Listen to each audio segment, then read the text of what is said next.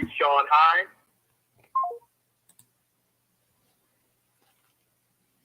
There we go. Welcome. That's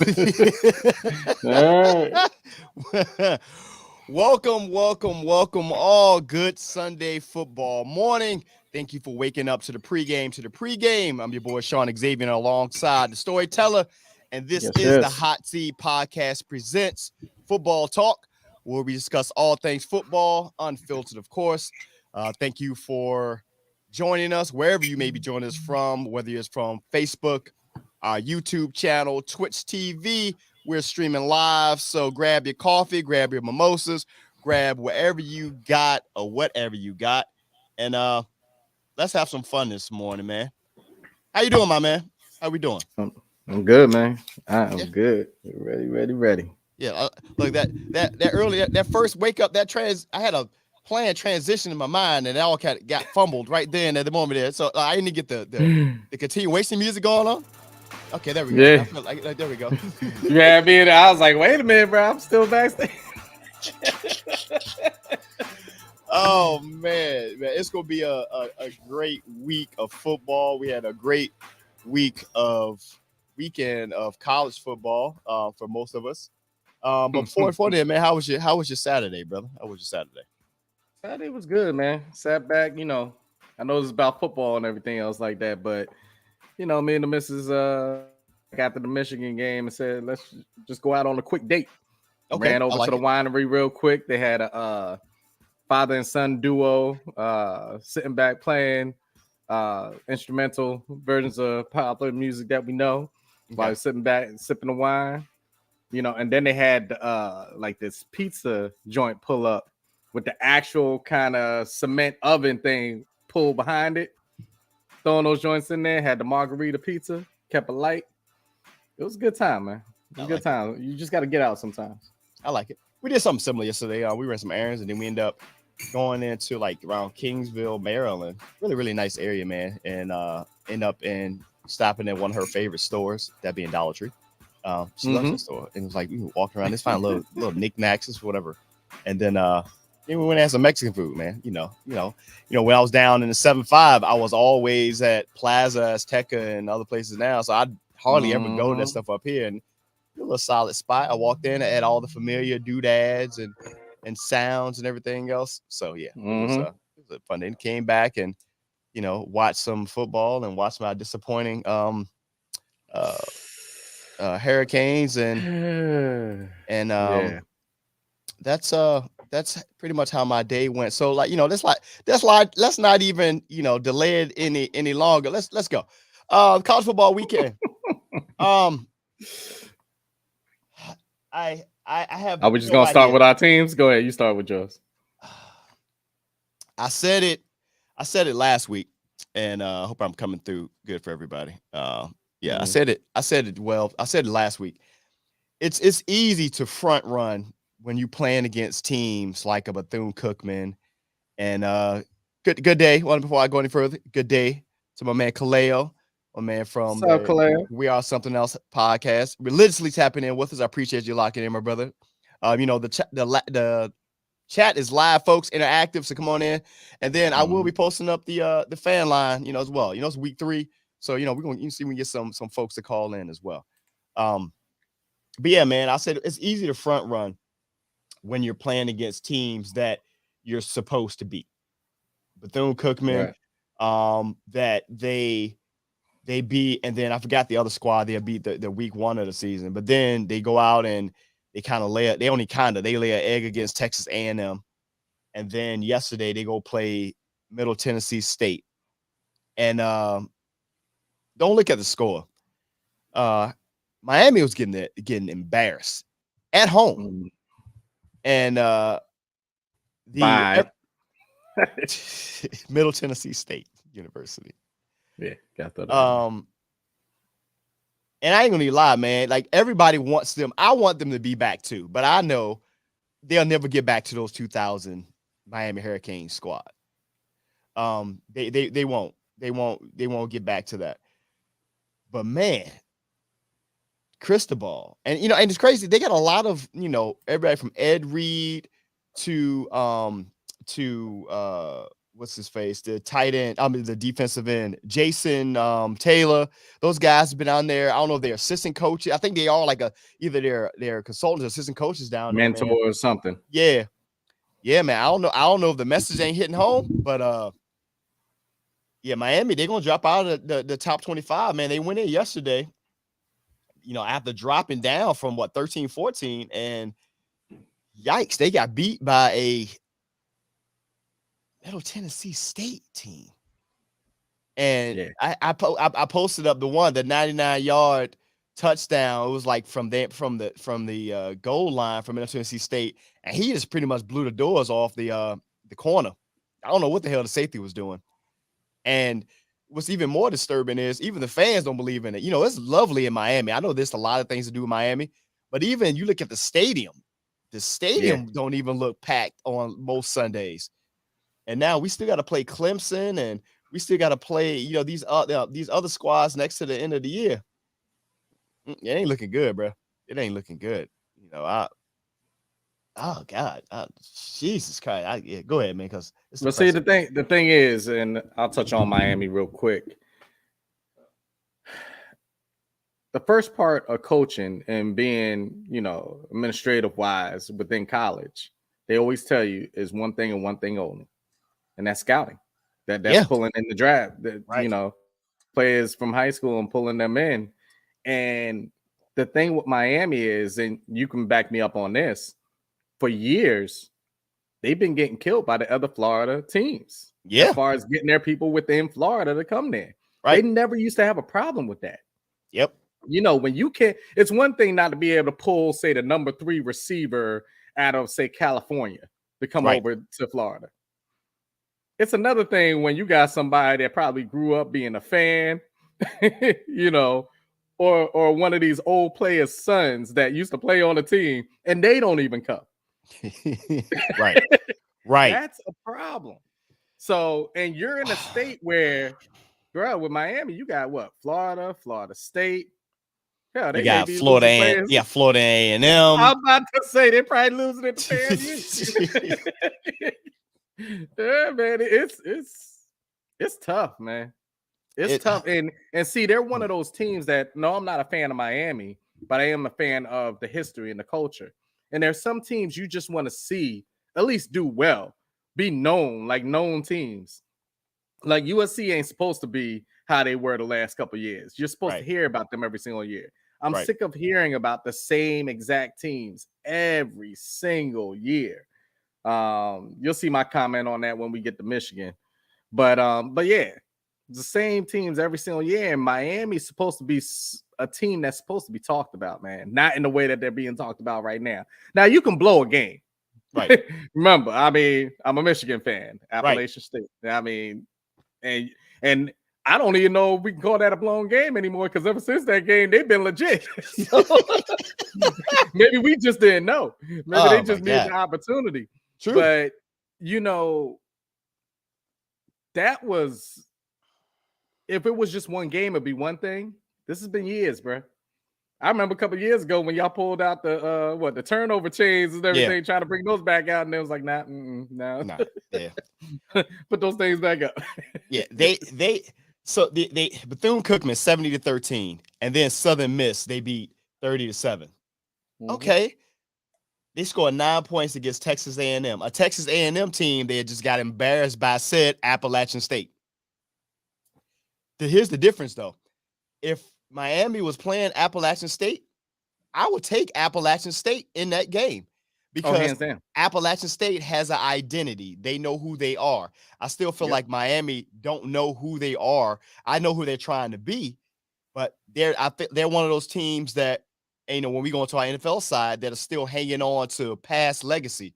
See Dallas on a very, very, very low extent, the Washington football franchise team, Redskins, whatever, Commanders, and all these other teams that were once great in their heyday, and they still trying to work off of that. And you can see what happens.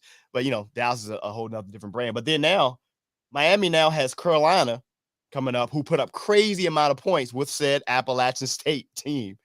And then Virginia Tech. And then you got Duke. Okay. UVA, Florida State, Georgia Tech. I mean, some of these teams you would think, yeah, but they already 2 down. They're gonna fall out of the top 25. When they play Clemson, they probably gonna get embarrassed. Pittsburgh, they may lose that game. They could. This is gonna be a rough season, and yeah, I can't do it, bro. I can't. Let's talk about your Michigan Wolverines. I know I called you, and it wasn't to throw shade. No, it really wasn't. It was because I love Jim Harbaugh. And yeah, Michigan did pull out that over Maryland. But let's say this though, Maryland ain't no slouches. They came in this game 3-0. That's where I was gonna go with it. Loxley is a good coach, bro. And y'all might have been clinching y'all pearls for a moment there. But go ahead, I got you. Go ahead. So in that game, it was one of those games that is what we call an eye-opener game. That's why I wasn't surprised. You know, within the Big Ten, or call it now, there's so many teams in there. Yeah. But I mean, you got 2 sides, bro, and each side is more than 10, so I don't even know what it means. But when you're talking about a team like Maryland, you knew something was going to go on because a couple of years ago, them coming into the Big Ten, you do that to get noticed. You do that to increase the fact of pulling people in as far as drafting them, right? Or recruiting them, I should say. Yeah. So, you know, you pull them into your team, and you could see them getting better. And let's just start at their quarterback. All right, he's the brother of Tagovailoa, and beast. He was showing his ass yesterday, bro. Ass. I can't even. We couldn't stop him. Yeah, and that was the wake up call for Michigan's defense. Oh yeah, just like you were just saying about Miami, they were looking great. Well, let's go to Michigan's season, okay? We played Colorado State, beat them 51-7. Colorado State, they're 0-3 right now. Right. Then we played Hawaii, beat them 56-10.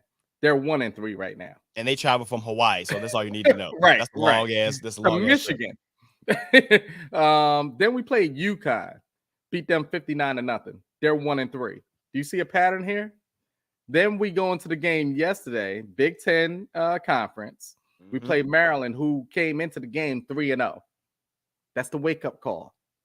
It was 34-27, and if you watch the game, it honestly could have been even closer than that. Right. Because there were a couple things that happened during the game. So let's go through those. Yes. Number one, kickoff. They fumbled the kick. We got the ball, scored on our first offensive play. Right. You take that back, the game is tied. Yes. Let's see something else. Their quarterback, Tagovailoa, got hurt. Yeah. He was playing injured. He couldn't really move. It was his hip, right? Yeah. And that's what the hell is going on with the hips, bro? They got bad hips in that family, bro. Because if I remember the play, I believe he was like he was trying to roll out at the same time of throwing the ball. Yeah. And we hit him exactly at that time. Yeah. And his body was going forward, but with the hit, it immediately stopped kind of in a way, went right down to the ground. So it like snapped. And if you see him, he rolls out a lot, just like his brother. And he had this one throw after that where he was rolling to the left and had to throw across his body with his right arm. Yep. And after he threw it, it was a good pass, but you could see the grimace on his face. And I said, oh, he's hurting. Yeah. And, you know, when you have a good defensive coordinator, when you see that, you're like, you know what? We may give up a big play, but hit him. We are blitzing. We're coming. Right. And that's what started to happen. Then he made a mistake towards the end of the game. They had to, because he threw an interception, I want to say, at the end of the game. There were some bad calls during that game. Remember, I'm a Michigan fan. Don't skip over 2 of them. That wasn't an interception. It was not. Like, bro, and they didn't go back and look at it. Like, I'm sitting there, I'm like, I would be screaming at this screen right now. He clearly dropped the ball. I'm like, even the commentators was like, they dropped. You know how they call in the ref? They call in the ref that's like watching the game with the bro. Like Gene Sarator or something like that. Yeah. What do you think? And he was like, I don't know what they're doing. Those were some big house referees going on in there because we got away with like 2 of those. Yeah, it was 2. Yeah. it was a wake up call game because everybody was talking about our defense. And this is the other thing that happened, and I'll just stop my rant at this point. They came into the game, and when they're talking about Michigan being 3-0 off the teams I just told you, they had the nerve. I forgot who it was. I should have remembered. That said, you know what? This team may be better than last year's team. Who the hell on our team is better than Aiden Hutchinson? Yeah. I mean, y'all running back is dope. Yeah, running back is dope. No, yeah, but I'll get to him in a second. Yeah. And he was on the team last year, by the way. Right. But when we're talking about the team in general, Aiden Hutchinson is one of those people that come around maybe once every 5 to 10 years. Yes, Detroit is happy right now. Yes, they're very happy. Very happy. And I will pick him without injury being defensive rookie of the year. Right. But when somebody made that comment, I was like, off of what? What did you see yet? Off of the teams I just told you? They haven't faced anybody. And see, that's what happens within the locker room. People get so big on themselves. Oh, yeah, we killing these squads. That's great. But that, once again, doesn't set you up for when you got to meet these teams that are so hungry. Right. Like a Maryland is. Right. To come on in there and do what they did. So there's much respect to Maryland. Much respect to Maryland. And the only reason we won that game, besides the things that we said, is because we got a dope behind running back. Exactly. Who is by himself, because the backups were fumbling and everything. They didn't know what they were doing. But by himself, put up nearly 250 yards. And that's Coral. I believe he's like number 2 or something like that. So, yeah, besides that, bro, we might have got whooped. Yeah, it was looking that way. When I called you about something else, and I'm watching that game because I'm getting notes and I'm looking at looking for my takes for the day, and I'm like, don't let this happen, because it could happen. Because while y'all won, see, I want to look at it as a crazy upset though. No, because Maryland actually, and I think that game should, and with the teams who lost, Maryland should be ranked. Like catapult, yeah. They may at least pull them into hell. That's Miami a loss. That's a win. Miami lost, and then there's another team that, while you were saying respect to Maryland, I'm going to show a complete lack of disrespect for this one team. There was an early punch there. Oklahoma. How many years have we watched Oklahoma be ranked in the top 5, top 10, and they be lauded? I mean, this goes all the way back to all the way back to what's the coach that used to coach for Oklahoma? I forget his name. I thought he was one of the Kelly coaches. But in any case, they lost to Kansas State yesterday, 41-34. Oklahoma, number 6 team in the country, got knocked off yesterday. So we'll see how that goes. You see if that takes them down out of the top 10, which I mean it will. I'll see how far down the top 10 they lost, because you had Kentucky win, which is Kentucky is undefeated, and they were I think 4-0 for the first time since like 2009. And Oklahoma is still doing Oklahoma things. Remember how many years that it was always Oklahoma either playing in the national championship, and Bob Stoops, I think it was Stoops, right? One of the Stoops was the coach there, yeah. And they went there and they laid an egg against either Alabama, or the time I want to say it was like LSU, maybe Auburn. I'm just thinking about teams that they would have played back then. I don't have it in front of me. But yeah, man, this 41-34 loss to Kansas State, it should allow teams like a Maryland, like some of these guys, like a North Carolina State, and some of these guys to move up.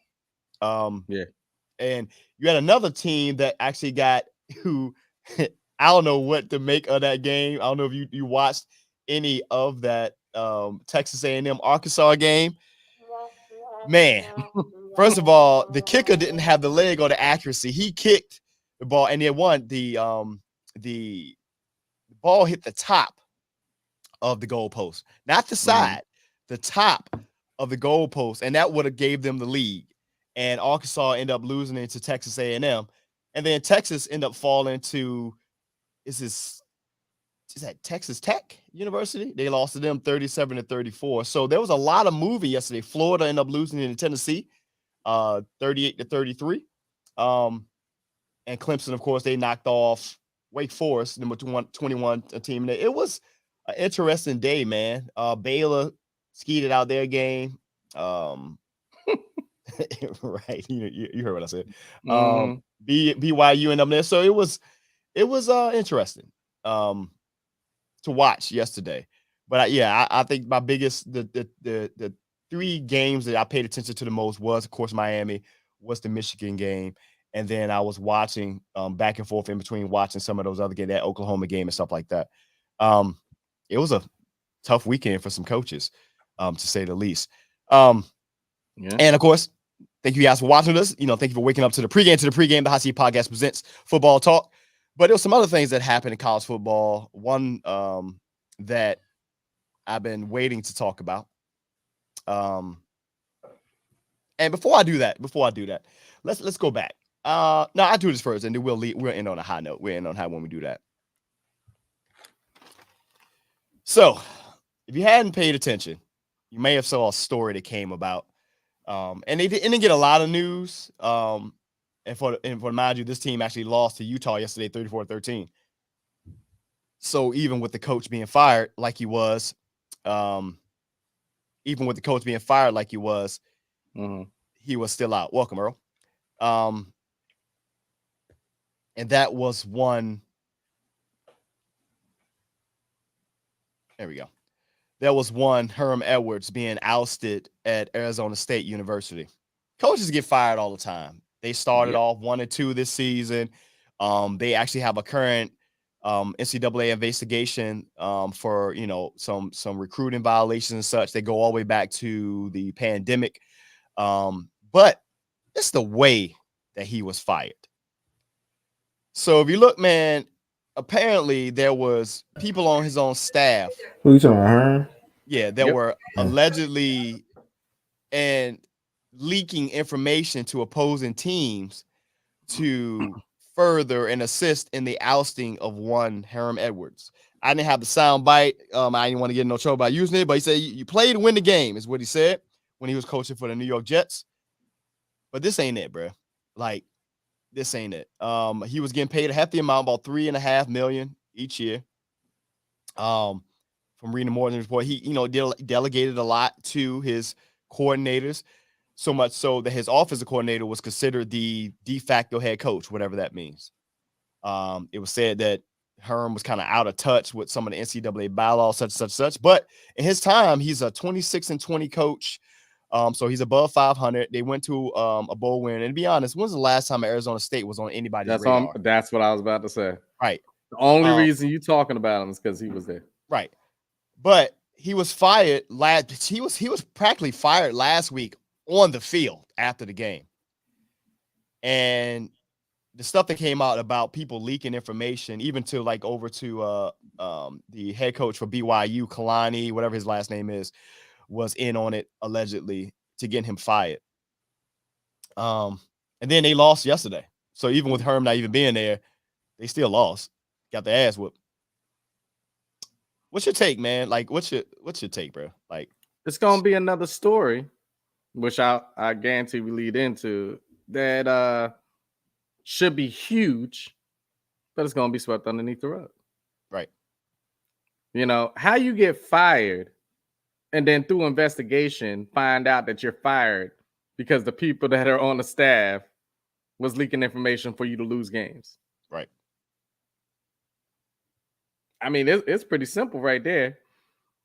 All that talk was about what was that down in Miami about the owner going on over to their past coach, right, and saying to him, "Yeah, I'll pay you X amount of dollars," allegedly X amount of dollars to lose games and all that type of stuff. Mm-hmm. How's this any different? This guy didn't even know. You know what I mean? Like, imagine you calling a play and they already know what's coming. It's trash. So, it's like I said, it's going to be one of those stories that should be huge, which we can talk about multiple stories today to this. That should be huge, but it's not going to be. Herm Edwards is without a job. Probably go right back to being an analyst or something like that again. Right. And that's it. And they'll move on. That's the crazy part, because he'll go back to being an analyst. I mean, he did great when he was at ESPN, man. It was cool. But how, I mean, some of these guys, they tend to transition right back into their regular jobs. But that right there, man, you have to feel some type of way when you're on TV with all your other coaches, and they looking at you like, damn, yo, they played you like that. And you got to put your pride and stuff aside, and you got to kind of like eat that. But like, that's got to be, that's got to be demoralizing. Like, you just like played out like that for the real. Facts, Gary.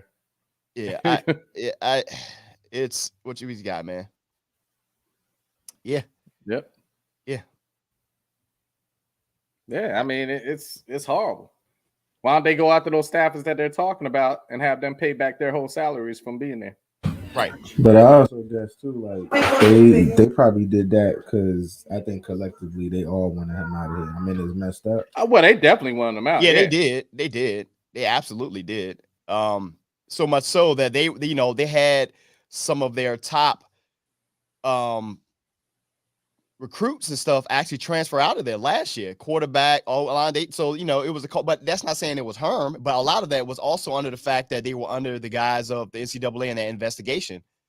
So yeah, if that's going on, that could mess up. You don't want to be there. Yeah. So I get that. So, but it was a weak ass. Yeah, game, I'm not saying that he shouldn't have been fired. Let me just put that out there. I'm not saying that he shouldn't have been fired. Right. What I'm trying to say is the investigation part, you're going to come out on the thing about Herm Edwards. When you find out this, where's the talk on that? Right. Are we just going to hear, hey, the staffers did this to cause him to lose, but now it's over with? Herm Edwards is gone, so we just start over, wipe our hands of that. Who put the staffers up to that? You think the staffers just wanted to lose and cost them their jobs? Right. So who was in their ear? Right. And that's where I'm going. Like, investigations aren't going where they need to go. I bring it back to, other stuff that we'll get to within the NFL, but I'll bring it back to, everybody use Gruden as a scapegoat. That's great. There's other people on that chat line. Yeah. You get what I mean? He ain't the only person. Why do we only hear about that one scapegoat? Yeah.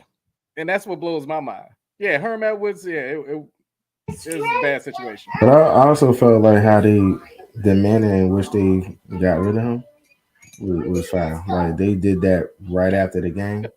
I don't even know if they won the game. I don't know what the situation was, but I mean, I felt like that was in poor taste. Like, right before you got to address the team, you know what I'm saying? Like, y'all walking off, like, you got to have a little bit more tact than that. Right. Trash, bro. Trash. First of all, what the hell is going on in Arizona? Like, I was put it. What the hell is going on in Arizona? We talk about, if you tap in with Hot Tea Podcast during the week, you're here, giving all our other takes on other stuff like that. But yeah, what the hell is going on? What's in the water down in Arizona, man? Again, man, appreciate you guys waking up with us. The pregame to the pregame.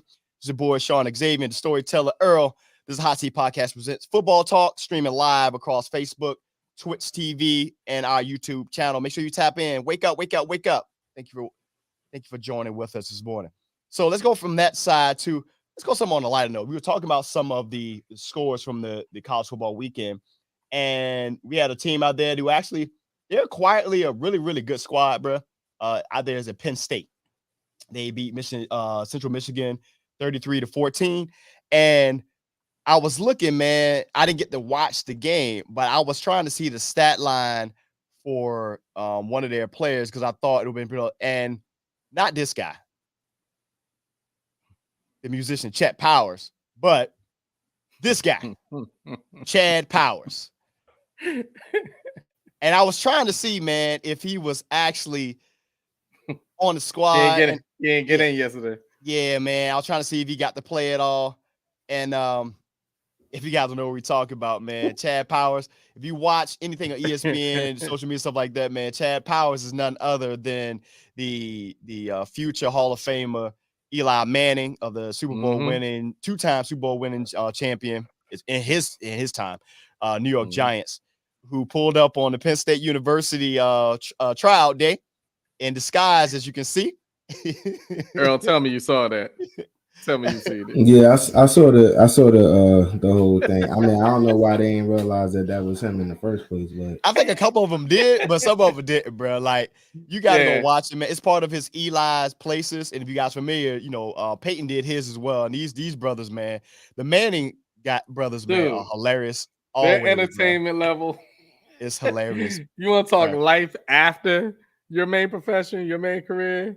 They've mastered that, bro. Right. but they don't This show was look like they hilarious. would have that type of sense I of know. humor. That's They what don't. makes it They got even like more. that. They like that. They got that dry humor, son. They got that dry ass humor. Yeah. But I always go back to the commercial when they were kicking each other in the butt. oh You my know, god, and Hilarious. I was like, "Yo, this is hilarious." it was. I watched that whole thing, man. And for one, look, I know it was all comical, but Say it. Eli still got it, bro. Say it. Yo, he was I would have spinning signed it, yo. him. I saw it. I was like, shit. He's in pretty Yo, good shape. He look too. good, yo. Yo, he's mad good. Look, I one more kept time, I bro. kept looking and I was My like, man's look. "Dang, yo, I know it's the Under Armour shirt, but yo, you see that flex of the muscle right around his elbow, his forearm, son. Yeah. Yo, oh my god, yeah, I was shocked. I didn't expect to I always see said keep him one more year. Yo, he said what he threw the ball one time, bro. And I could see it, and you could probably hear the receiver catch the ball. And I think he said something like, "Yeah, that's gonna leave a mark right there." When he hit the one receiver. Oh my god, man. Yo, this was the part right here. Oh my when god. he gets down into the stairs to run the 40, he's like, Chad, run fast. Chad, fast. Think fast, run fast. Think fast, run fast. Chad. All I can think about was Talladega Nights, man. All I can think about is that, yo, the whole time, man. Yo, hilarious, man. But he went out. You know what they did though now afterwards. Yes. So now they've embraced Penn State, they've embraced the whole Chad Powers bit, man. And they're selling gear of Eli Manning's his alter ego, which is pretty dope, man. I was looking at I was trying to see if I could get the actual. I'm probably gonna purchase it, bro. I'm just because, bro. I ain't even a Penn State fan. But yeah, so they're actually selling his gear, man. Now with Chad Powers on it. Some of the players, it was funny. You saw the kid when you first saw it. They were standing up next to him, and he was like, "Are you nervous?" Yeah, nerves are good. And that kid had to be thinking like, "Yo, he about to take my job." So like, it was hilarious. Do you see the coaches? Yeah, the coaches were like, "Yeah, man, yeah, this kid got something. He got something." And you could clearly tell he was older. He got the wedding ring on. He got like the old 1980s, hair look going. But yo, I want to rewind back to the shirts for a moment. So yeah, go ahead. One thing, and I'm pretty sure it happens out of all universities, but Penn State always pushes it out there that the walk-ons, they make a big deal about giving them scholarships on the spot there. Yeah. So during the end of Chad Powers being there, Eli Manning, he gave one of the walk-ons a scholarship. Right. So through these shirts that are selling, these Chad Power shirts, I believe they said like $15 of the shirts, each shirt is going towards the scholarship fund for walk-ons. That's hard. How neat is that? That's hard. So yeah, man. And now they said networks are picking up so much on the Chad Powers thing that they're going to make it a continual thing. That's hard. Well, LeBron said he wanted to do it. That's hard. Man, yeah, that would be crazy, man. LeBron, they will really have to really do something here because LeBron's a whole 6'9", 6'10". He walk in, you be like, and they all easily know him. Right. You know what I mean? Like some of them younger cats, you gotta remember how long Eli was playing. And LeBron's been playing forever too, but he's been, that main guy all around LeBron. Right. So yeah, they would have to change his whole joint up. Another cool thing they did during the game on Saturday. So Penn State, they held 40-yard dash tryouts, man. So any participants who ran faster than Manning did, which his 40, he ran a 5.49 40. Oh my God. They got a free t-shirt. They got a free t-shirt, one of the free t-shirts for it. So that was pretty hard, man. But yeah, it was hilarious. So if you guys haven't, and of course, we're not getting paid to say this, but if you guys haven't got a chance, go and you got ESPN Plus, go check out Eli's places in general, even Peyton's places. Those things are pretty dope, man, what they doing. But yeah, this was by far one of their coolest things that I've seen. They've done in quite some time. What Gary got? You said, will we say that Kyrie started that vibe? With the Uncle Drew joint? Probably, yeah. Yeah, because I don't remember anybody who I else who mean, he did got that. to the point of a movie. Yeah, he did So a whole movie with everybody else doing it. So that was pretty dope in that case, man. Again, it was a good college football weekend, all in all. Upsets, disappointments, and everything now else in between. I will say that as far as starting and making it huge in that sense, Right. you can go to Kyrie, but starting that in general, I mean, shoot, you can go back to like Grandmama and all them, Right. Larry Johnson and stuff. I was just about to say. I was thinking like, Yeah, true. nah, True. I didn't Yeah, about that, Yeah. but Yeah. yeah, you That, can go back to that point, but yeah, Kyrie brought it to the big screen. yeah. I'm with that all the way through. So of course, all these guys, their ultimate, well, not their ultimate, well, not their ultimate goal, not maybe all of them, but their goal, man, is to make it to the league. So that's how I transition from the college football world over to the NFL world. But it can't be the NFL without having more and more news. If we would be lying if we said it's always about um, the game itself, but as we know, the NFL, it's always something else. So something we're doing this week, something a little different that I like to call our and more news segment. So let's do it. And more news. So this week we got something good that's happening for the NFL and another company who's just making more money. Apple, they're the new sponsor for the Super Bowl halftime show. So for many, many years, Pepsi has been the Super Bowl halftime sponsor, and Apple is now taking over it. If you remember, for a long time, Budweiser was the official beer sponsor for it, and they, pulled that back, which allowed a lot of the other companies to come in. So Apple will be doing the sponsorships or Apple Music and such. So it's gonna be interesting to see what type of acts so that they're going to be getting during a halftime show. And it begs the question. I wonder if we're going to start to see, because the NFL is all about touching every single platform there is, if you're going to start seeing the Super Bowl broadcast across Apple TV, perhaps. I mean, But they better watch themselves because this whole Prime Video Thursday night thing. Man, yeah, man. Look, Jeff Bezos say, "I see you, Apple, and I will raise you this." So yeah, man. So that was announced that they're going to be taking over as of this year. And I read that as of right now, of course, the Super Bowl is the biggest marketing thing there is, with so much so it touches about 150 million people globally, I believe it said. And as of to date, most of those slots have already taken up, and they typically start around 7 million a pop for that whole. Sometimes it's less than 60 seconds, bro. We saw some of the commercials last year. One of them being, what was that, the crypto one, that all they had was a QR code that was just bouncing around, and they paid 7 million for that. is that still a thing? Like What? NFTs and stuff? I mean, it is to a lesser extent, but some of the main players of the big boys are still there, like Bitcoin and Ethereum and stuff like that. But all these Doge and all that other stuff, not so much. So the big boys are still there. The people who have sustained power over the last couple of decades are still there. All these other guys, yeah, that was all a whole pandemic thing. So we go from one high note for that to another low note for the NFL. So And more news. Robert Sarver, Sell of the Phoenix Suns, could potentially end up in Daniel Snyder. What? Yeah, we talk about it. Yeah.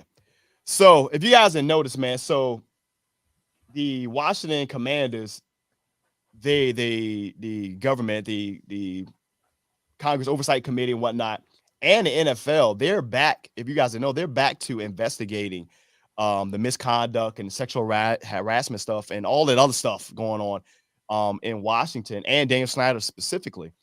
And if you guys remember early on, it was said that a lot of after the league meetings, they were saying, yeah, they can really see them pushing him out, this, that, and the other, so forth and so on. But if you see what is going on in Phoenix with Robert Sarver selling, and you saw what Adam Silver, he, on camera, he pretty much said, we don't see anything changing, but behind the scenes, stuff is still working. So this is according to the Washington Post, man. A lot of these owners now, their sentiments towards him owning has kind of changed significantly. And depending on the findings of the congressional investigation and the lead commission probe, this could force them one or two things: either go to him and say, hey, bro, you need to sell because of XYZ, or and he do it, he do it himself, walk away, or they vote him out. One, the team is not profitable. Two, the big thing, and I think Dave said it a few football talks ago, the fact that they couldn't secure funds for a new stadium from Virginia, Maryland, or DC, that ain't a good look. Because, if anything, now is the day and age of who can build the next big stadium. You see what, SoFi Stadium looks like. We always marvel at, what Dallas is, regardless of how we feel. That stadium is crazy. You see, well, hell, Minnesota got a new stadium. Who else got a new stadium recently? What other team you got? You got even teams that don't even get new stadiums, but they're remodeling, whether Chicago, Green Bay is always up. They did their renovation a few years ago. And Washington, I think, has the oldest stadium right now. And if you've been to FedEx Field, that's just a dumpster fire, to say the least. It's in the worst possible place you can have for a metropolitan area. The Metro can't really get to it. There's not a lot of stuff going on around it. You saw all the stuff with the pipes bursting last year, the people that fell off the little gate ramp last year. The parking is a situation. The water. The concessions are trash. Took away the cigar lounge. They took away. They took away It all went downhill after that, did it not? Right. They took away. They took away the Hooters that was in there. We were both last place teams, and that was the one joy. Yeah. That we all could say that, it didn't matter who won. We were all having. We were loving it. Man. I still got those pictures, man. They come up in my reminders every while. I say, oh man, these were good times, son. Mm-hmm. It's only a couple years, Gary, for his question that he got there. Yeah. Remember, it was Meadowlands. Yeah, that's new. That's new. Remember, they opened that up right before the Super Bowl, right? Because y'all end up hosting the Super Bowl a couple years ago. And then they were building. Yeah, that'll probably be the last cold. Yeah, right. Super Bowl that'll happen, but that's only a couple years. Yeah, so they it's not a good look, man. And not to mention that going to FedEx Field is no longer a it's not a home field advantage unless you're a visiting team. It's bad, man. So depending on how this work out, there may be a new buyer, whether he walks away or they force him out. But it's coming. You really think he's leaving now? I don't think he's gonna leave on his own accord because he's too goddamn stubborn. And the reason that they didn't try to force him out, and they said it themselves, a lot of the owners feared legal action. I feel like it's just easier to get an NBA owner out of there opposed to an NFL owner. Real quick, rewind back on Gary's question. MetLife is 15? 15 what? Years old? Yeah. Dang, I didn't realize it was that long ago. It passed by fast, man. That was quick, but yeah, they did build because now they built up that area over there too. So that takes time. Yeah, right. So yeah. 15, that went quick. So you can imagine how old some of these other ones are. But it's damn near about 15 because FedEx Field opened up in 1999. I am now 42 years old. I was 19. Yo, go to Malik's because that's where I was gonna go. So that's one of the main reasons why I think it's hard. He would have to sign like a crazy NDA, right? Before, and they would have to pay him, right, specifically under the table to get him on out of that situation, right? Because I believe he has a lot. And that was the fear, man. That's the fear that they were saying because a lot of owners was like they feared legal action. What they really meant was if we force him out, he gonna tell on all us. But you know what? I'm cool with that. You know, it might be time for new ownership in some of these places. Hey, I feel you, but Absolutely. You think somebody like the commissioner is ready for that? Well, he better be gone. He'll be gone, bro. It's time for him to go too. They would change out the whole regime. But he's not gonna push. But that's what I'm saying. He's not gonna push for that. Right. Of course not. And most of the owners but what I think will happen is just kind of like this. Every single time a decision like this happens, it's not because none of them wanted it. it's because it fell into their lap, and now they had no choice. But No. And I understand that. And it normally comes down to the fact of money because you're talking about shared revenue. right. But if you have dirt that, forget that, that's going to put me out my job because we always go back to these emails and stuff.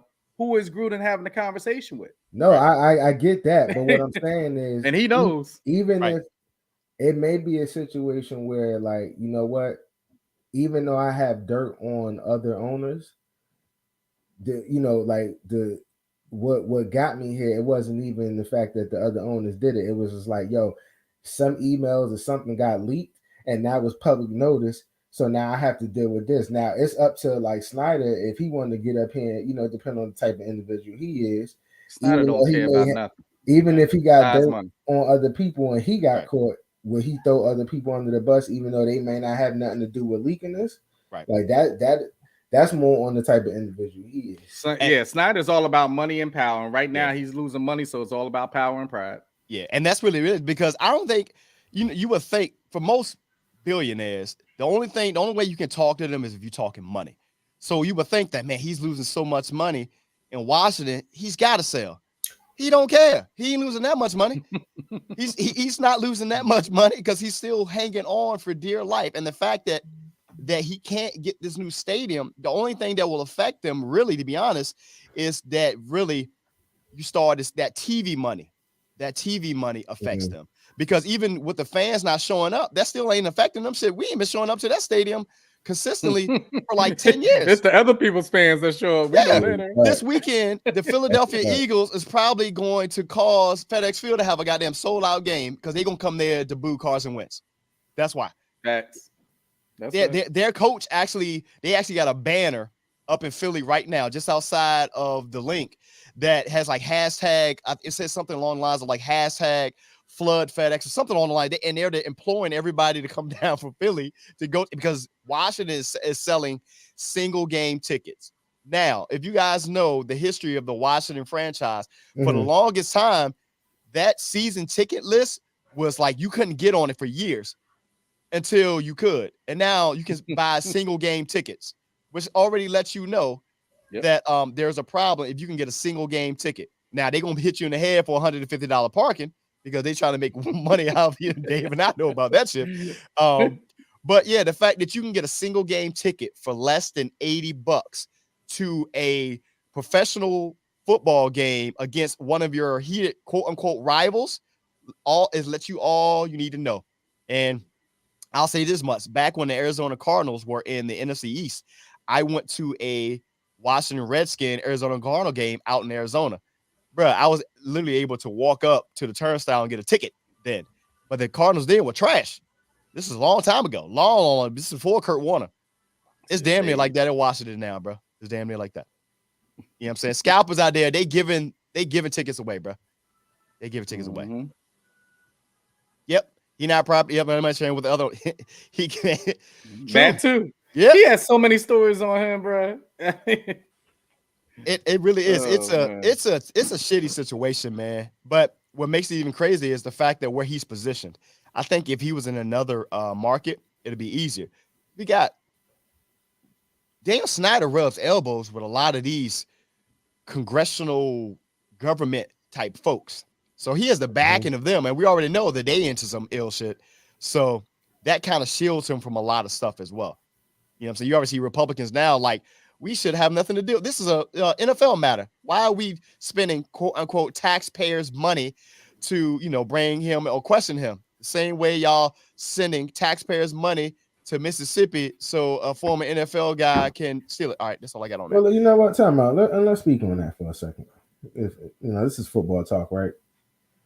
More news. Yeah. So Jameis Winston gets criticized and ridiculed and almost had his career end before it starts over stealing $32 in crab legs, right? I could go down the list, a plethora of other players and coaches that may have had, incidents and things of that nature, which, their whole livelihood was messed up. Michael Vick, Plax, you know, and a laundry list of others. But why is it that when you have somebody like a Brett who him with the aid of the governor stole $5 million Of welfare.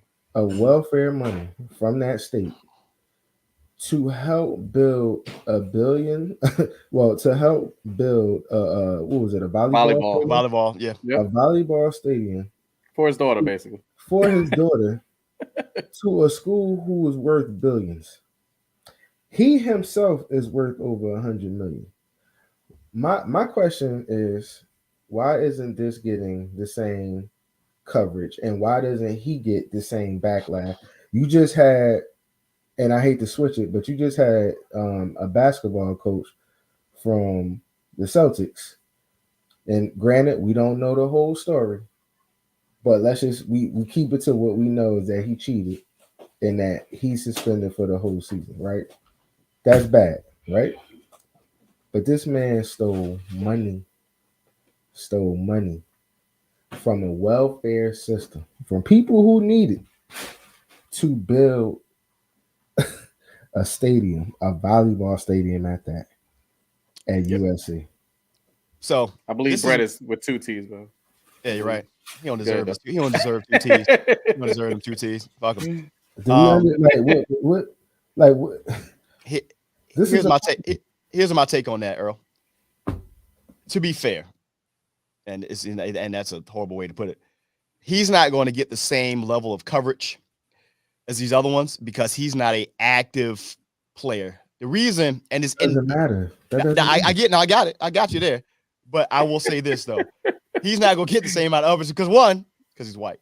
Two, okay, that's why. That's what I was waiting for. What it is, don't say because he's not an active player. No, his story for these networks doesn't drive media like the Jameis Winston one does, because Jameis at the time was going to potentially be the number 1 overall pick. A lot on it. No, you said it right. You said it right the first time. No, but that's now I know why. Okay, but that's why. I don't mean cut you off. All I'm saying is don't try to put extra on it. No, I'm not. I'm just thinking from a media. I know the reason why, but you look at a producer of a show. While this portion, and this is what they're thinking, what's going to drive our needle this way? We're gonna focus on these crab legs. We're gonna focus on this quote unquote backup guy kneeling for the American flag. We're gonna focus on this dog fighting thing at the time. Because they were. I got you. Because look, my takes have been everywhere. But then they look at this and it was like, it's Brett Favre there. But he's like, if he had been on an ESPN analyst show or something like that, we might have got more out of this. But they figured they're going to sweep it on the rug. But I'll put it this way, though. And that's the other part. They're going to focus, and I said don't think they're going to focus on that $5 million that Brett Favre is, which in itself is some clown shit.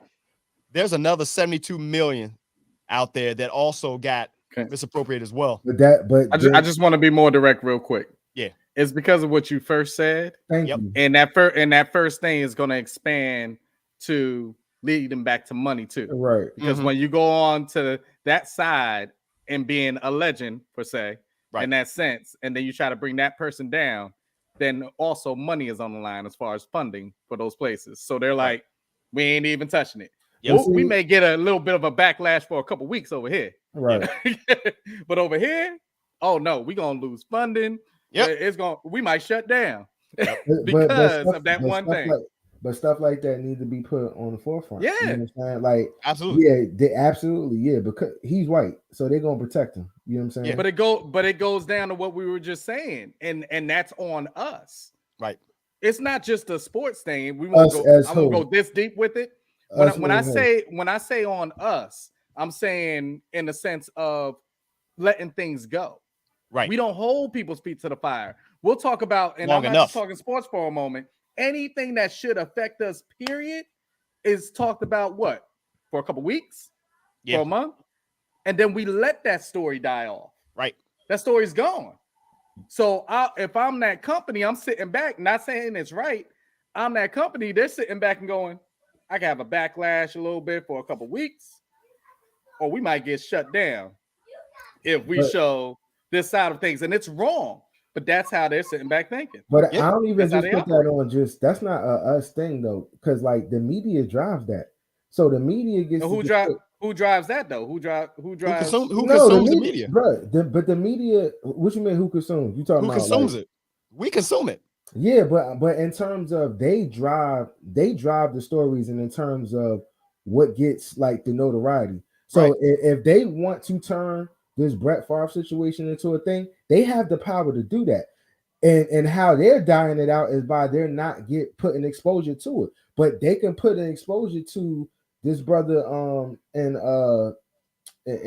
with the Celtics. You know what I'm saying? Because the media and every outlet is talking about it. You know what I'm saying? Other places they're not talking about the Brett Favre. The Brett Favre stuff we may see on IG, but there's nobody that's publicly out here talking about it. There's no tickets going at the bottom saying, "Oh, Right. Brett Favre got what's the name?" Then like, But I like agreed with that. Right. they're controlling this. It's not us. You know what I'm saying? Like the consumers can only do but so much. You understand what I'm saying? Like it's them that drives it, being on all these different platforms. And I'm just But I'm kind of telling you, tired. I'm just saying that I believe in it. The storyline is not us. That's not what I'm saying in that sense. I'm saying when you start holding people's feet to the fire and stuff, when you start hearing about it and pushing it and pushing it and pushing it, you gotta have that stuff out there. The No, thing is that story dies off, and we face it so many times. I'm not gonna go this deep on it. It's not supposed to lead it, but it happens whenever we're talking about guns, whenever we're talking about things at schools, whenever it's spoken about, and I won't even say just our complexion, just period. Certain things like that is spoken about for a couple weeks. Yep. And then we're on to the next one. And then it's pushed on the things that's what the news media is it not?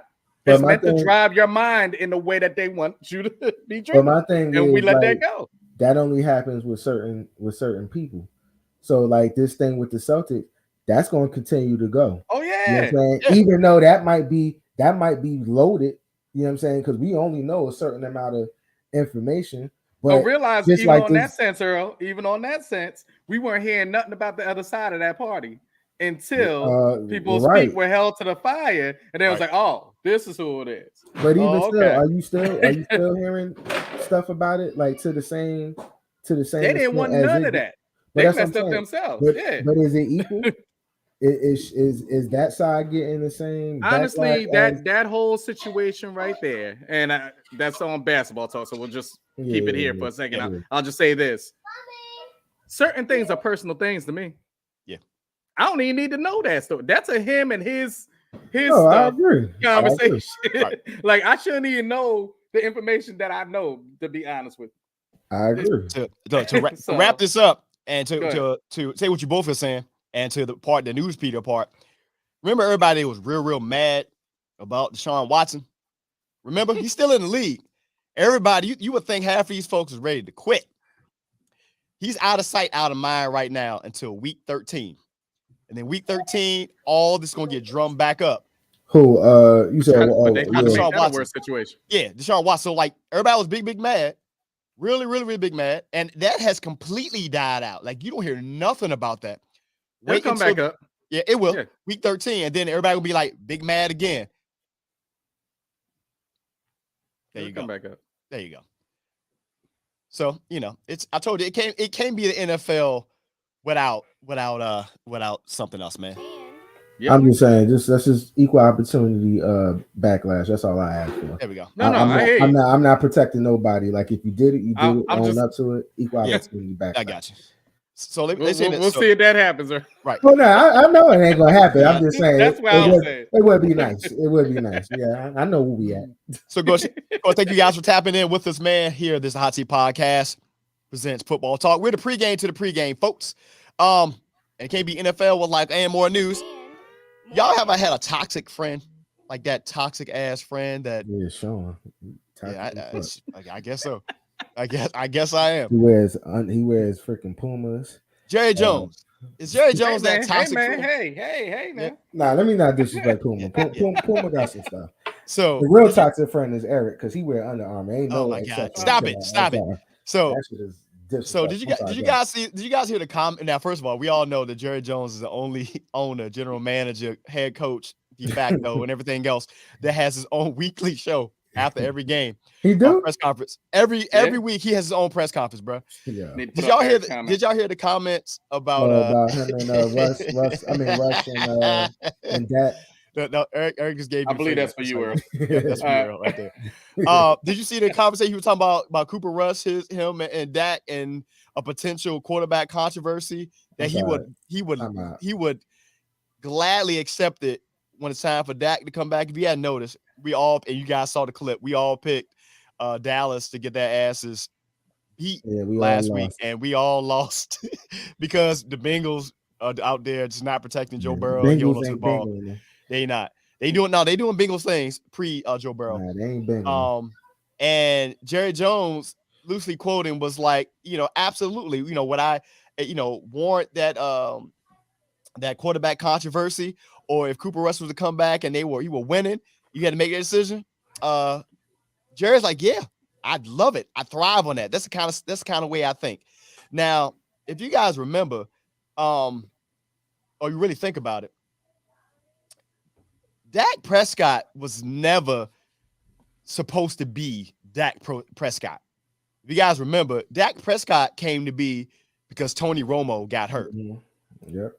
Yeah. Now, Dak might have still been the person he is, the quarterback, so forth, so on. But they picked him in the 4th round, but he wasn't. That wasn't how it's supposed to go. Tony Romo, that is, was Jerry Jones's guy. That was his guy. And if he could have had it his way, Jerry Jones would have preferred to have won a championship if they ever win one, which, whatever, with Tony Romo being his quarterback. Because, and correct me if I'm wrong, since the days of Jimmy Johnson and then Barry Switzer winning his championship with a de facto Jimmy Johnson squad, there you go. Jerry has never felt like he got the respect that he feel like he deserved for putting together that squad. That's the only reason Jimmy Johnson was gone. Exactly. And you know how they always say, nothing's bigger than the shield? Fuck all that. Nothing's bigger than the star. And the star in Dallas is Jerry Jones. It is what it is. Nothing is bigger than Jerry. So that being the case, with him paying $100+ million to Dak Prescott and him being touted as one of the top quarterbacks in the league for whatever reason, he welcomes the fact that Cooper Rush could potentially take that job. He revels in the fact that this could happen. This could happen. So that being the case, man, it's Jerry Jones. He's that toxic friend. Like, hey, my bad. I just want to throw this in there real quick. Then we get back to did Eric just stick his middle finger up while he was at church? He's doing community. He's doing community service. Community service. Oh, but he was in the church, or did he step outside and get middle finger? I just want. See, don't even. I just kind of want to know. All right, Eric, you can respond if you need. You see the toxicity. I'm not even gonna say what I was about to say, bro. I was about to say something else about the church. Go ahead. I'm sorry, but yeah, man, it's Jerry Jones, man, that toxic friend, bro. Yeah or nay? Yeah, no. I mean, Jerry Jones is who he thought he was. There's no. Are we shocked? Oh, wait a minute. Put that up. Oh my God, man. I guess, I don't know if that makes it right, but that's between you and the God you serve, brother. One time for Aaron keeping it real, bro. But yeah, I mean, like, church finger. Are we shocked with this? There you go, Earl. He sure did. He gave that church finger. No, this is the church finger. He did like this though. Yeah, I know he gave the other church finger though. He might have get one of these. Oh man. But yeah, I mean, from an owner and from a competitor standpoint, as much as I hate the Cowboys, and I don't use hate at all in my vocabulary except for the Cowboys. As much as I hate them, I mean, I ain't mad at them because at the end of the day, it's about wins and losses. You know what I'm saying? Yeah. If especially me being like, one of the most valuable, if not the most valuable football franchise. Oh, they are. They in the not league. one of. Yeah, He okay, is the so most. I need wins to drive that. So if Russia's gonna do that, and if it's gonna spark a fire in the person that I'm paying all these millions, then it is what it is. You know what I'm saying? But that's just from a owner standpoint, and I need wins. You know what I'm saying? Yeah. But I could care less. If they have an issue, cool, whatever. I just hope it translates into losses. I love Jerry being there for the same reasons of Earl loving Jerry being there, because honestly, Dak's career is going to look like Tony Romo's, where you have a team around you. Yes. Push the hate aside for a moment. Right. Even Dallas fans listening. You've had a team for years. Right. Years, a squad for years, right, that should easily be winning the NFC East and going to the playoffs every single year and having a good shot for a Super Bowl. But and we can't say that. I know when the Giants are going to be bad. Like, and if and if you're in church right now listening, you shouldn't be. Your church brought about. I'm gonna say this one thing. Dak, you've been there, and a couple of these playoff games that y'all lost, you've been fucking up. Yeah. See last year how that debacle was at the end. Can I do a side note on that Cowboys thing? Then we can keep it going. Yeah, what you got? Micah Parsons is nasty.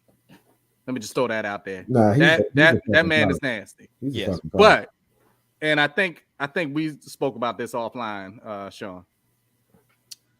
Can we please? Yes. Stop comparing people to the GOATs that ever did it. Yes. You ruined their careers. I'm telling you, you ruined these people's careers, because if I hear one more time, this is the second coming of LT. Right. Do you understand who this man was? Right. I don't think people understand, especially if you didn't see him play. Right. I don't think people understand how nasty this man was. And then when you get the backstory of all the stuff that was going on, personally, that's what made it. That's the legend before part the of game, it. During the game, and after. That's the legendary part of it. Like, can we please? The man's great. Yeah. The man is great. I think he's gonna have a great career. Yes. I'm scared to see him. He's nasty. Right. But let's just we're talking about 1 year and what, 3 games? Like, come on, man. Yes. Let's pull it back a little bit. Yeah, yes. I agree. And we're not saying this as Giants. No, we just saying this. Yeah, this is real. I'm with you. This is I'm real with you. talk. Look, LT. I would say that about Michael Jordan. He could have played for the Giants. I would have said the same thing. Like, LT destroyed the career of one of the quarterbacks for my squad, Joe Theismann. Destroyed the career, broke his leg. LT is the reason that left tackles get paid what they get paid now. LT shows up to the game, and he'll tell you this. I don't know him, but he said it. He showed up to the game. No. Yes. No. Ready. No. Go. He was just prepared. He was prepared. Don't do that. Ready. Don't do that. Ready. He was 80s and 90s prepared. That's what he was. Ready. Hey, man, don't try to censor me, man.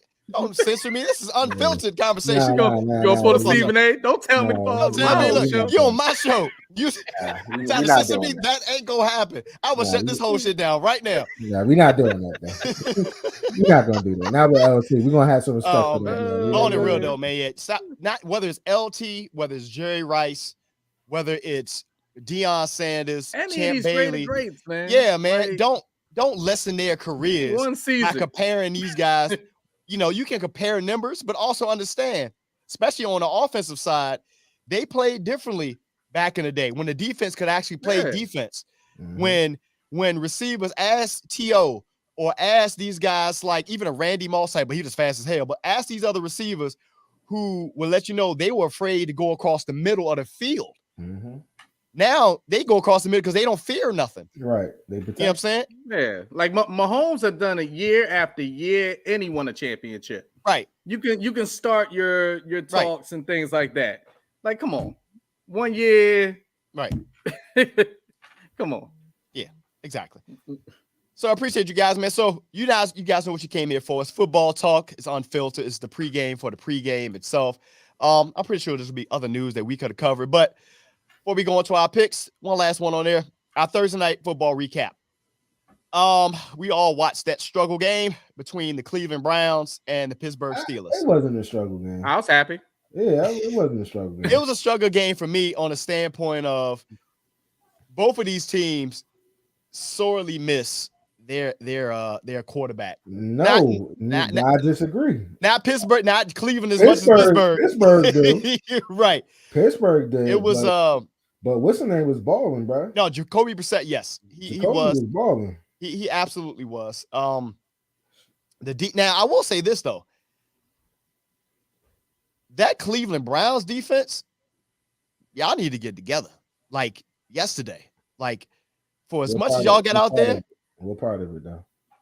The whole defense? The secondary specifically, man. Yeah, the secondary was getting cooked. Yeah, they were, and that's like the second week in a row. Yeah, of course you were. Now I know Eric was good with the outcome. Yeah, he was. I was good with the outcome because of fantasy reasons. I got Nick Chubb. Right. So right. You know, he gave me a good 2021 right there. I'm good with it. Hey, keep on doing what you're doing. Right. If people are failing, just hand the ball off. Yeah, absolutely. And stop running Kareem Hunt when I got Nick Chubb. You ain't lying. It was now. I hope that Mike Tomlin actually gets that offensive side together.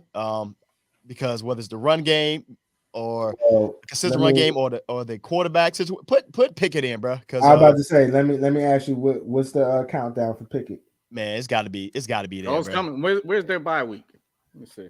And let me ask you a deeper question with this. This is the type of seasons that I worry about for somebody like a Mike Tomlin. And it's not fair that something like this could potentially happen to him, where they start questioning him. You know what I'm saying? Because they question him every year, though. I know, I understand that, and that's why I respect him, because like he always found a way to figure it out. But you also got to think too, like you understand, like with our coaches, you don't have that same gap to make an error. You know what I'm saying? Like as others, So I'm starting to think too, like at what point are they going to have that conversation, especially if they continue on this trajectory? Are they going to start questioning? Hey, is Mike Tomlin? Should we move on from Mike Tomlin? If it was any other, should not be happening. Yeah, if it was any other, it shouldn't be. But y'all know how this thing moves. Yeah, but see, that talk comes from the outside. Yeah, like the Steelers is one of them joints that, and that's one thing that I love about the Steelers, bruh. How many coaches have they had in like the last 40 years? It's only three of them. He's only the third one. The last two I remember is him and what's the guy that spit all the time when he talked? The one that we were trying to get. Yeah. You talking about Bill Cowher. Bill Cowher. Yeah, they've only had three. Yeah, Bill Cowher, Chuck Noll, and Mike Tomlin. That's it. That's their three. I do respect it, but I'm just saying this just comes with the territory. Well, I'm gonna tell you why they won't have that conversation with him, because if you watch that Cincinnati Bengals game, everybody thought that Cincinnati was gonna go in there and they were going to dog walk Pittsburgh because of Pittsburgh's offensive ineptitude. You want to call it that way? Look at this. And prior to that game, if you saw it, I was on Twitter, oh my God.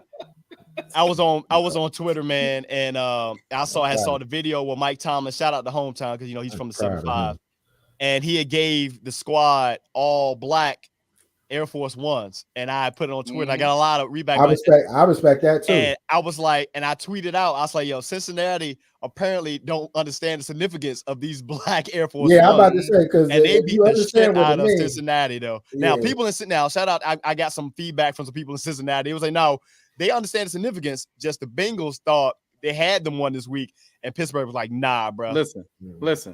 This man was winning with Mason Rudolph, bro. Right. Mason Rudolph. I mean, you know how I feel about just earn an extra 3 years to me. Mason. Right. With Mason Rudolph. And you know how I feel about guys who got two last names, is their first and last name. I don't trust them. And you see what happened. He was named after one of like the degenerate like reindeers from Christmas, from Santa Claus's reindeer class. I don't like it. And now he got Mitchell Trubisky, which everybody and mama know who he is. Matt Nagy completely screwed him up, bro, in Chicago, because he just looks. He is bad. He is bad, and every time he plays, Chicago should be hitting themselves for the fact that they passed on him for Deshaun Watson at the time, and Pat Mahomes and a bunch of other guys. Like, he's so bad, bro, so bad. But I don't think they're going to move on from him. But he's got to get that offense right. No, I don't. Like I said, I just feel like that conversation is going to be coming. I think Kenny Pickett is coming really. Soon. Oh no, he's coming soon. Oh, their bye week, by the way, is week 9. So that's they ain't going to make it. He'll be in there before then. Yeah, I don't think they're going to give him that much. Yeah. So I that's was that. Actually shocked when they picked him up in the first place, but yeah. Plus, doesn't he still have that streak going of no losing seasons? No losing seasons. Mm-hmm. Not at all. So not at all. He 50%. Yeah, right, he gonna be thinking about that. He gonna be like, wait a minute. Yep, there we go. Come on out. Yeah, and they still doing that thing, man. So hey, we'll see. But that was our Thursday night game, man. So let's go on. You know what you guys came in for. Let me open it up for you guys. One, we got the chat is live right now. Go ahead and invite who you want to invite in. Hold on. Before you do that, I just like to give a shout out to the 21 people out there, actually 20, that gave me your money last week from fantasy football. I appreciate every single one of y'all. You know, 2 of them right here with me. I appreciate y'all, man. Hey, Earl, look at me when I'm talking to you, man. There you go. My man. All right, start that thing up. All right, man. So, of course, the fan line is open. Our fan line number is 443-406-8599. Call in. Leave a voicemail. If I like what I hear, I'll play it on the show. Give us your team intake or outlook, brother. How you doing in fantasy football? If you just want to add something to the show, whatever it is, man, the fan line is open. Leave us a voicemail and for a chance to, be heard on the show. So let's go ahead and run it. Let's get these things going. But before we do that, though, since he was talking about it before and feeling so good about himself. Yeah. So last week, our week 2 results. Earl came in for top for the week, man. Came in at 9-6, bro. Earl came in at 9-6. Right. 9-6 last week. Followed by a tie between Dave and Eric. Nah, time out. Chill out. Who's leading? Mm-hmm. Give me my that part. I'm talking about week 2 first, man. Gosh, I'm running this show. This show. No. Yeah. So Earl up top, man, 9-6 for the week, and then followed by a tie between Dave and Eric at 7-8, and I came in a lowly 5-10. But overall, Earl got it, man. 18, 18 and a half and 11 on the year, followed by Dave with 17 and a half and 12, me at 15 and a half and 14, and then 13 and a half and 16. That half, by the way, was a tie. It was a tie game for the Houston Texans, which are better than we thought they were. Thank you, Gary and Malik. You ain't lying, man. Said that right off the bat. You ain't lying, man. See what we got. Yes, right. he got it. The David Ruffin line. Oh, by the way, God. Gary went 6-9 last week. Yes, he did. He did go 6-9 last week. So I'm working on the graphic to get you and Malik's up. In that case, so I'll hit you guys separately, so I'll make sure you guys include on it. So too, if you guys are watching this each week, man, and you got your own picks, send me your picks, man, and I'll go ahead and get you tapped into it. I just add it to the plate of stuff that I want to do. But that being said, let's go ahead and get these weekly picks going, bro. Get the music jumping, if I can. I'm done. Gary went 6-9. That's a good number. Yeah, if you're gonna lose, you might as well lose. You might as well lose in that sort of fashion, man. But did I lose? Oh my God, man! It's unfiltered conversation. You know what time it is. Let's go. Let's get it.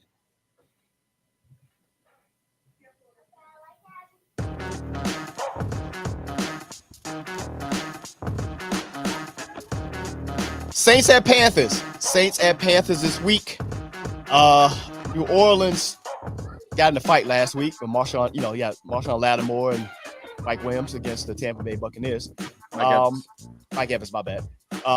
And they were looking okay, but that fight kind of gave all the energy to Tampa Bay. They're going in to play a Panthers squad that I don't know how to feel about them. It is a divisional game. But I like the Saints in this game. All right.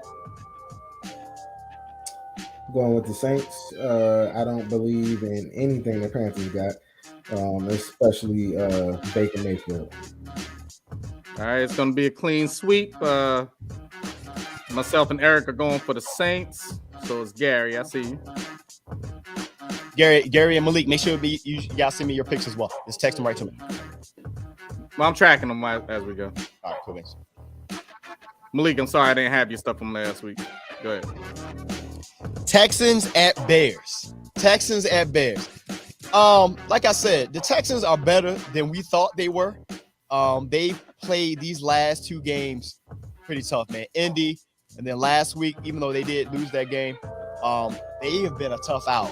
And the Bears are who we thought they were, even playing against a struggling Green Bay team.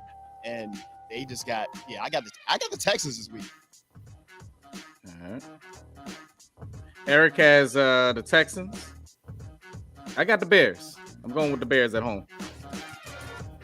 I want to go with the Texans, but I'm gonna switch it. I'm gonna go with the Bears. With you, Gary. Justin Fields. I don't know, man. Those two picks between him and Trey Lance. Trey Lance unfortunately got injured for the season, but I don't know, man. Only reason why I'm going with the Bears because they at home. That's the only reason. Yeah, that was one of the big reasons I'm going that way too. Chiefs at Colts. I think we don't need to answer this one. I think everybody. Hey, hold on a second. Hold on. Hold on. The Colts need to stop this old man quarterback thing. It didn't work with Phillip Rivers. It didn't work with Carson Wentz, even though he's not old, but he was injury prone and making bad decisions. His bones. Man. And then now Matt Ryan looking like he fell off that cliff that everybody wanted to push Tom off of. In that case, man, I got the Chiefs this week. They ball out. Eric has the Chiefs also. I think Gary's going with the Chiefs. Chiefs. Oh, that's how we feeling, y'all. All right. Well, I guess I'll just be that one. I'm going with the Chiefs. Nah, I ain't stupid. I'm stupid. Yeah, Taylor will get his numbers, but they catching a smooth L today. Now they get back. They get down early. Gary. Now he ain't running. There's gonna be pick city because the defense in Kansas City is slept on. They're pretty good, man. Bills at Dolphins. I'm excited about this one. I am. This game is going to be better than we thought it's going to be. Let me ask y'all this before y'all pick. Do y'all respect Tua now? Nope. I respect the weapons he has. Yes. Okay. Yeah. But he has two of the fastest receivers. But he still got to deliver the ball to him. So, you got to get him a little bit. Well, this the thing. No one ever said that Tua didn't have an arm. Right. He gets hurt all the time. He doesn't have a big arm. He's good in the intermediate stuff. He gets hurt all the time, bro. I mean, we were just discussing that at the beginning of the show. It might run in the family because his brother got hurt yesterday. Yeah. Yeah. Bills Mafia. So that being the case, and I'm gonna put it this way, to take nothing away from them last week, but that secondary in Baltimore, yikes. That ain't the secondary they going up against this week in Buffalo. And the sad thing, I don't think their secondary is bad. I just think they didn't play well. Yeah, so that means I'm going Bills this week, man. Von Miller and them gonna put that work. They gonna put that work on him. They just didn't play well. He didn't hit that shot. I'm going with the Bills. I know Micah Hyde is out. I know he is hurt. I knew he's hurt. But they gonna put that pressure on Tua. Yeah, and they still got a young. Who you going with, Malik? What's the edge rusher, the middle linebacker? I mean, yeah. Oh, shoot. I know you're talking about too, and I forget his name. I'm sorry. He was at Denver. He was at the Rams last year. Everybody got the Bills so far. I don't know Malik. You talking about Von Miller? Von Miller, yes. Oh yeah, I thought you were talking about the other guy. Yeah. No. The defense is a problem. Keep it going. Lions at Vikings. I picked the Vikings last week, and I don't know why I did that because I forgot it was a Monday night game, and I forgot that Kirk Cousins was still their quarterback. So I regret even picking that pick last week. That being the case, they playing in Minnesota. This Lions team is a very good team, man. I'm going with the Lions, man. They know who they are. I'm going with the Vikings just in the manner of how they lost last week, and Jefferson's going to have 100. So I'm going with the Vikings. Aiden Hutchinson is going to be in the backfield all day.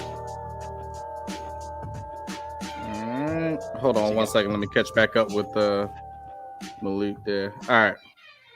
So we're split on this one. Eric has the Lions. I barely want to go with the Lions, but I think just off of that loss last week, Vikings are going to come with something to prove at home. I'm going to go with the Vikings. Sorry, Gary. I believe in them, though.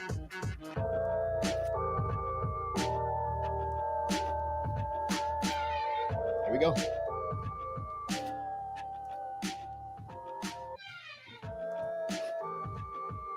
Ravens at Patriots.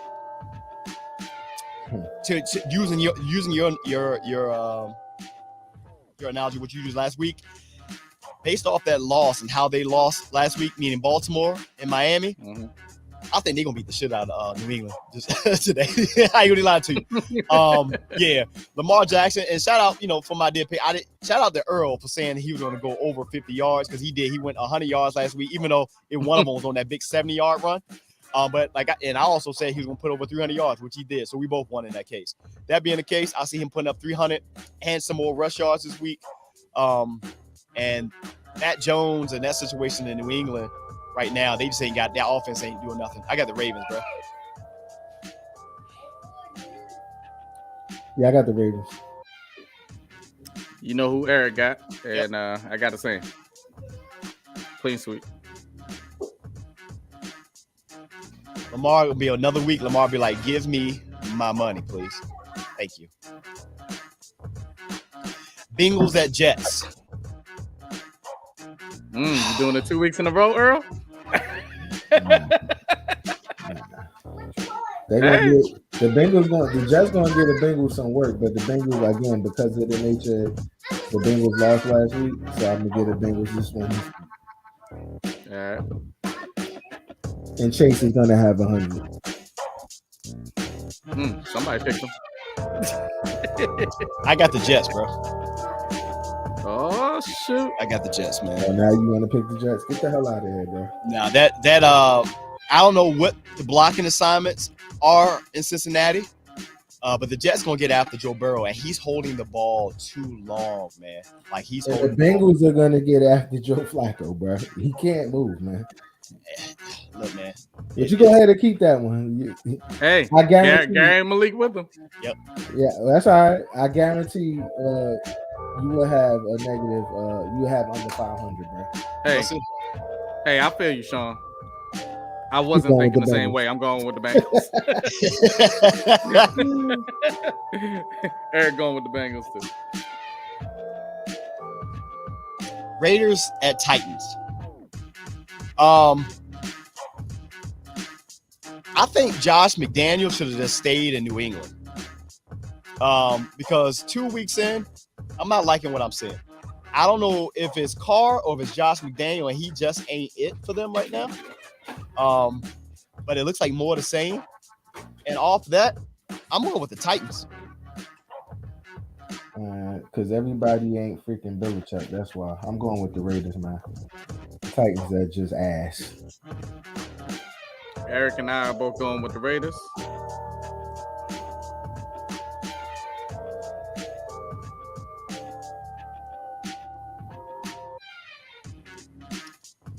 All right.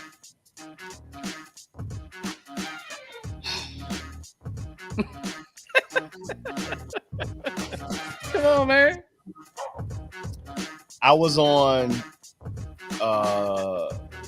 Team 980 early this week on the AM channel, talking to one of the hosts for a minute. I got a little extended time to talk about my Washington Commanders.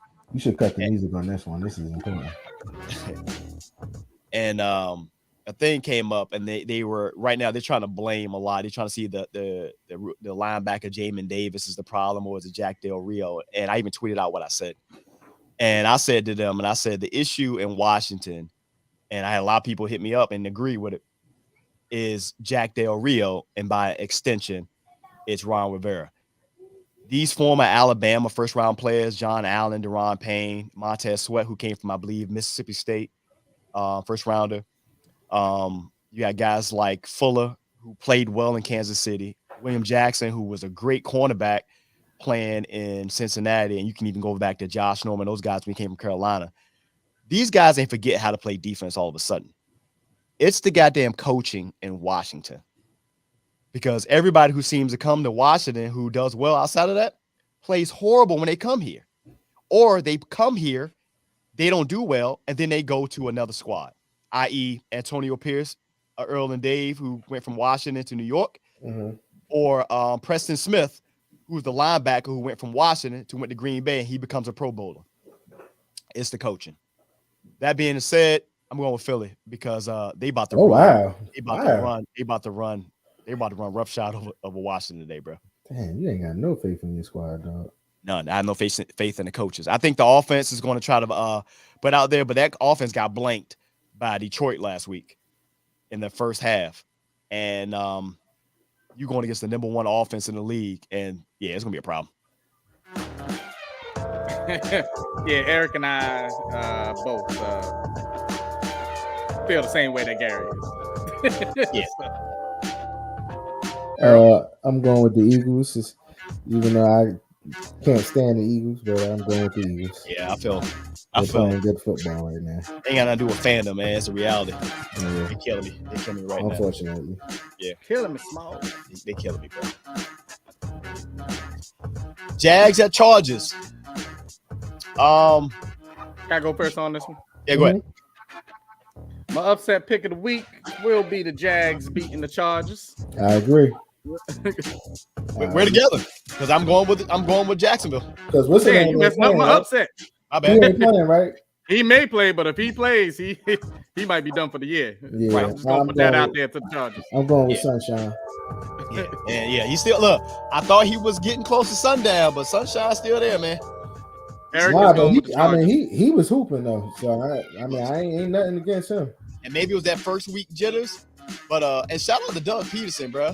He low key gonna have the Jaguars in contention for the playoffs, I believe, at the end of the year, man. Because that division is trash anyway. About Herbert, they said he's a game time decision, Gary. Yeah. And I mean, he has that. What is it? The cartilage in the ribs. cartilage in his ribs. Like, bro, like you can't come right back from that. I mean, you can, but as soon as he gets hit, and he's gonna get hit. Yeah. I think they just need to let him just stay out. So this is one of those. If you play him, even if you win, you lost because he's gonna get hit, bro, and that's gonna be a continual injury. Yeah, absolutely.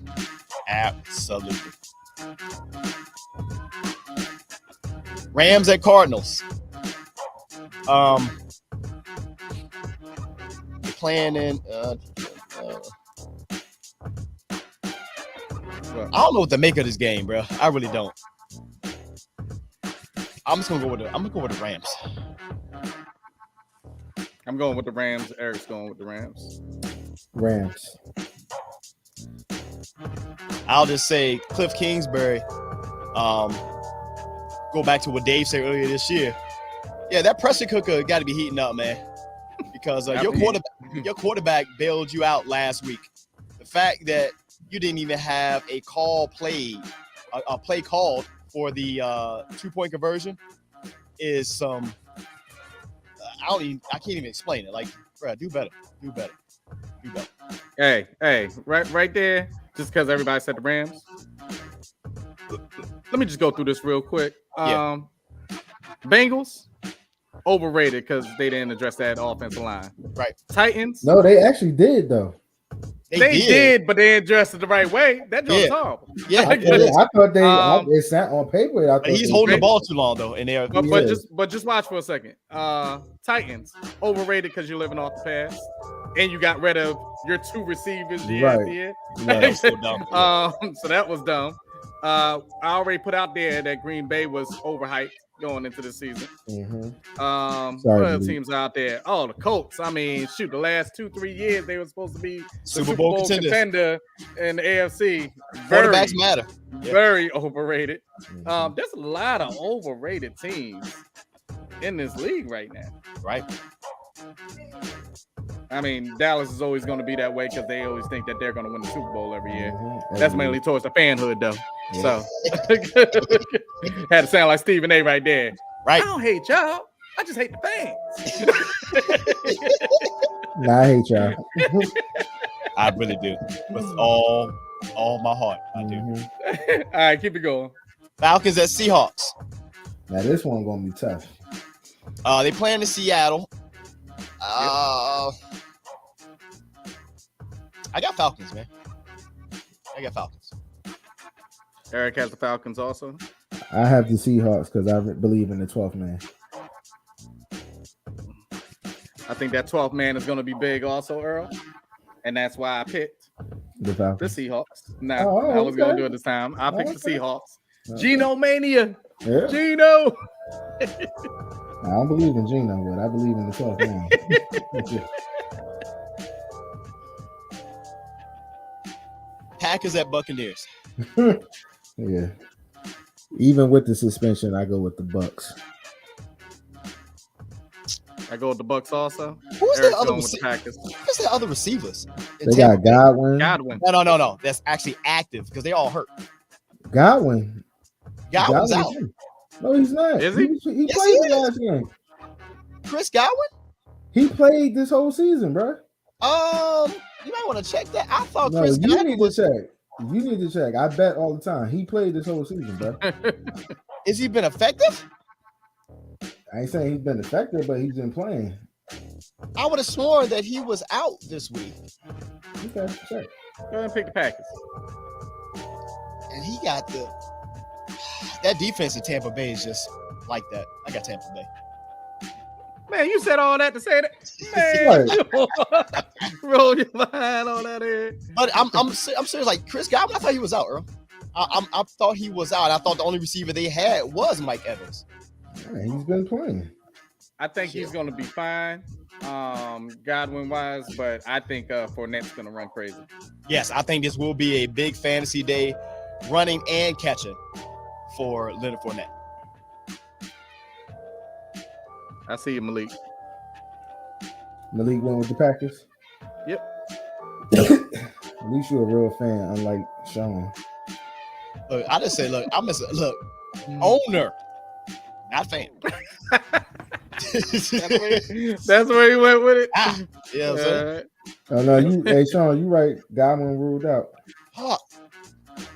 I change run your this pick? show. No, I'm still going with All right. No, but what I'm telling you is that he was playing though. He's been playing. Did he get re-injured? Because remember he was probably injured. did. He got re-injured. Yeah, I He thought was he was injured out. coming into the season. Yeah. Yeah, and then that's bad. Who'd you pick, Earl? You picked what? Packers? He picked the Oh Bucks. man, no, I picked the Bucks. Okay. Only person that picked the Packers was Eric. Oh, and Malik. Tom Brady gonna figure it out. Sunday night football, 49ers at Broncos. Eric and I both got the 49ers. Can't hear you. I got the I ain't Broncos. saying nothing yet. Now I'm saying Earl. All right.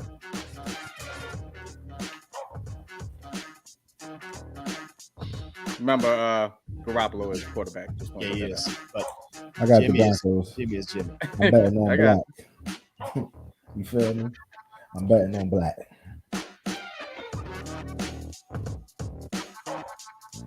I'm going to go with Denver. All right.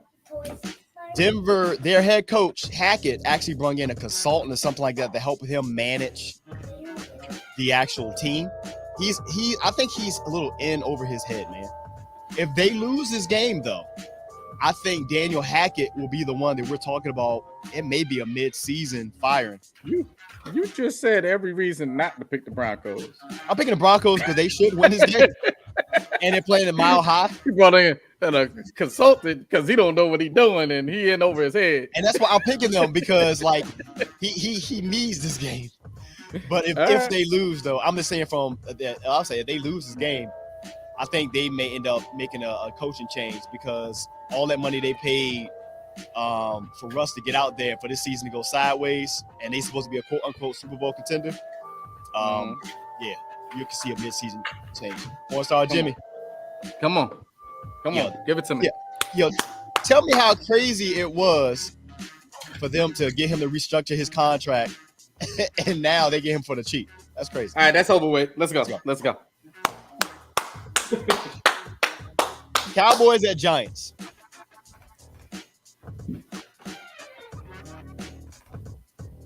Bringing back my son's first jersey. What we doing? Look, Jerry can believe in Cooper Rush all he wants to. Chap House coming. I believe in Brian Daboll and Ken Dorsey. If you hear me, Ken Dorsey, he was a former University of Maryland quarterback back in our heyday. Come to Miami. Come coach the Hurricanes. But for this week, I need you to beat the Cowboys. I got the Giants. Listen. Part of this is I just need it to happen. The other part is that we're about to get our outside linebackers back. And that's Aziz on one side, and that's Thibodeau on the other side. And I think with Wink, they're going to rush. And basically, no pun intended, Cooper Rush is going to be running. I think he's going to be running. So I had to go with my Giants. I see you, Gary. I see you, Malik. Eric went with the Giants also.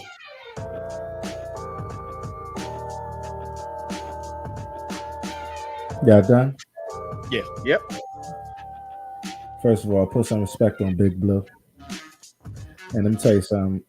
Yo, the Giants can lose every single game of the season.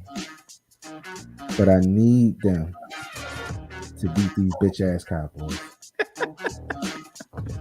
I'm going with my G-man. Mm-hmm. And let me correct myself real quick. Ken Dorsey is actually the offensive coordinator in Buffalo. I got so excited. But yeah, still coming coach the Miami Hurricanes. But yeah, this week, Brian Daboll. Yeah, I need you to beat the shit out of them this week.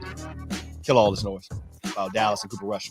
I feel like that's the one time when the whole NFC East unites when everybody's playing the Cowboys. It's like, yo, shut all this down. I don't like you motherfuckers, but you know what? Beat the Cowboys, yo. And something that we added this week as well.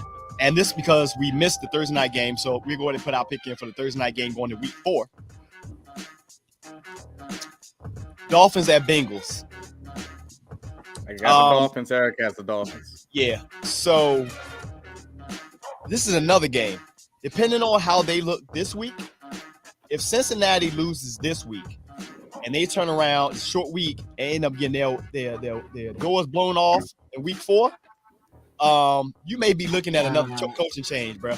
I see on this one. I don't care how they look. I think the Dolphins are a better team, so I would go with the Dolphins. They are. From a coaching standpoint, yes.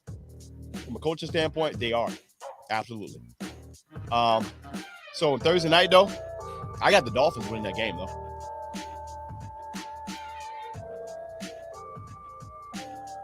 And they're not getting rid of the coach, man. Like he took them to the Super Bowl. Nah. Yeah.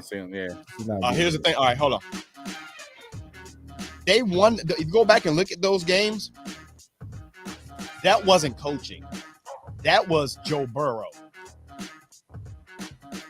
It doesn't matter. It doesn't matter. Let's mark this down. Week 3. Mark down what I said. They lose this week and they turn around and they look really bad on Thursday night. They're getting rid of that coach. Bro, they're not. He's attached to it. And he got the complexion for the protection. He ain't going nowhere, bro. Okay. Last time you spoke about Cincinnati before this regime. Exactly.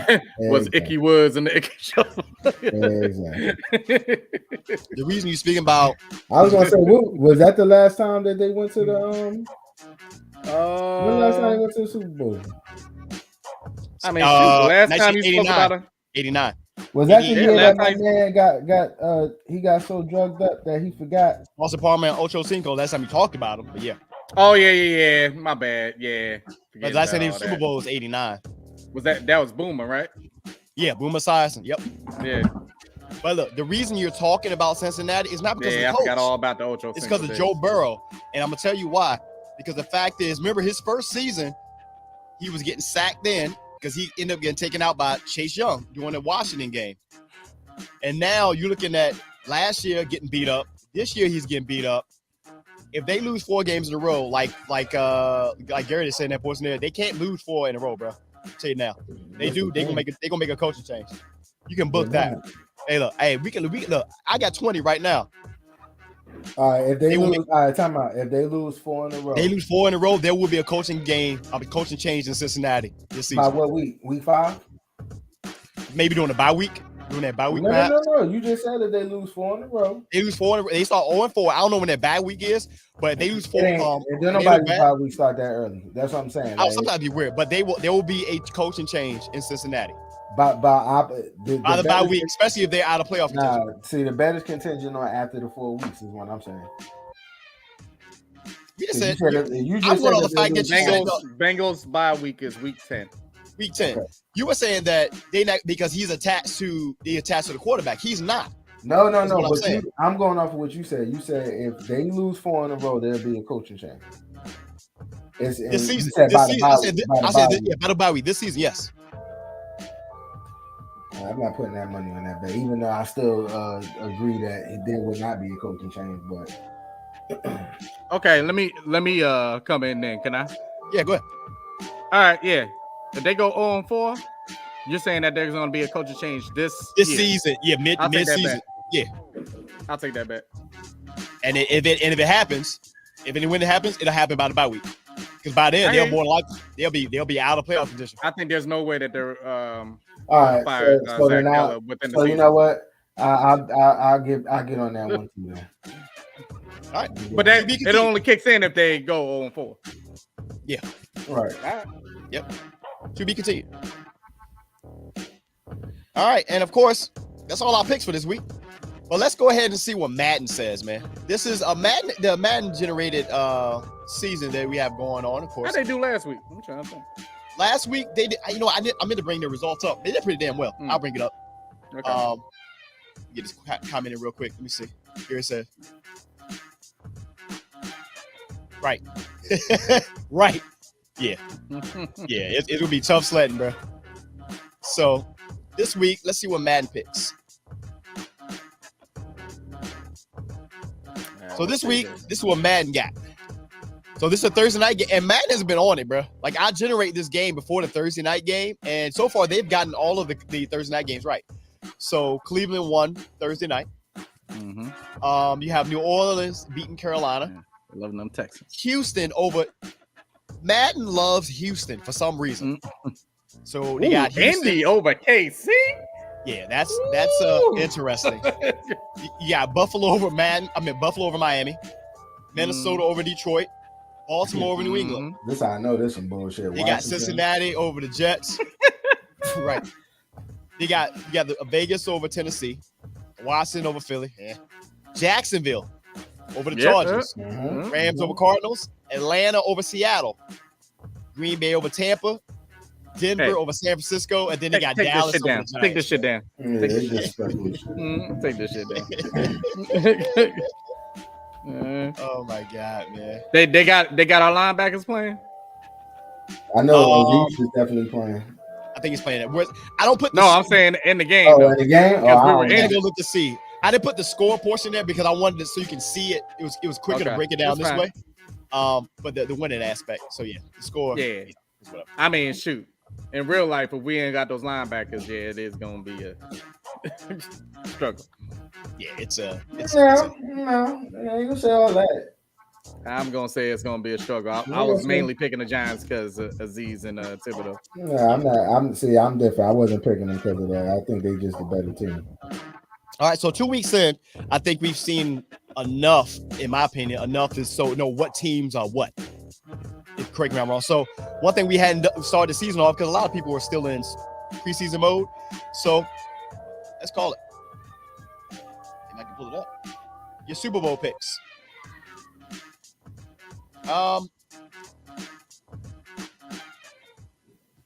Your Super Bowl picks so far from what you've seen so far. Who do you have representing the AFC and the NFC in this year's Super Bowl? And why? Give your take and why. All right, you can go first. You said my Super Bowl picks. Yeah, and your picks and why. So give your AFC pick and why, your NFC pick and why. Give us your insight. But shit, it definitely changed from shit. My NFC as of right now.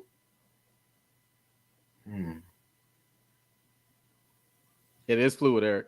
It is fluid. Bro, I can't even tell you. Shit, I can't even tell you right now. AFC. Shit. AFC, I might say. Yo, come back to me. All right, I'm ready. All right, what you got? All right, so on the AFC side, there should be no surprise. Oh, now I thought about it. Yeah, the Bills. The last 3 years. Yeah. Yes, I think the Bills are going to make it happen on the AFC side. Barring injury, I don't care if it's fluid. That probably won't change for me. On the NFC side, it may change, but the reason I'm going to pick this team is not even for right now. I think it's going to be a move that's going to be made weeks from now once this person is fully healed. And I'm going to go with the Rams going back because I think they're going to pick back up OBJ. Okay.